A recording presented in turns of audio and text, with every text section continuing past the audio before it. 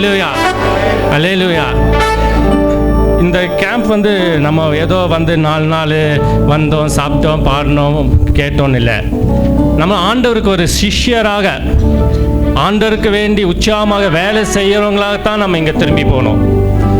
நாங்கள் கடந்த 3 கேம்பும் அப்படி தான். அதுக்கு சாட்சியாக இருக்கவங்க எல்லாம் ஒரு அல்லேலூயா சொல்லுங்கள் பார்க்கலாம்.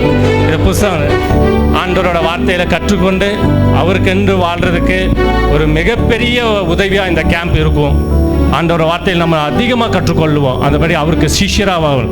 கிறிஸ்துவின் வசனம் உங்களுக்குள்ளே சகல ஞானத்தோடும் பரிபூர்ணமாக வாசமாக இருப்பதாக,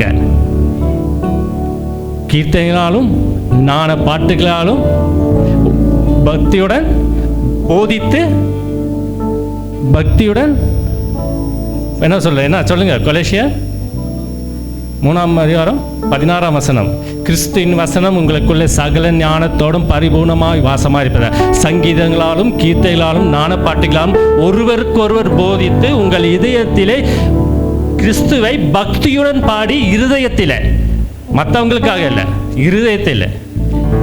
வார்த்தையில் நம்ம பார்த்துட்டோம், இதை பார்த்து இருதயத்திலேருந்து நம்ம பாட கடவோம், ஆண்டவராக ஸ்தோத்தரிப்போம். அதுதான் நமக்கு பெரிய மாறுதல். நம்மளோட வாழ்க்கை மாறிச்சா ஆராதிக்கலாம், பேசல, எல்லாம் நம்மளோட வாழ்க்கை மாறணும். அதுக்கான தான் முக்கியமான இந்த கேம்பை.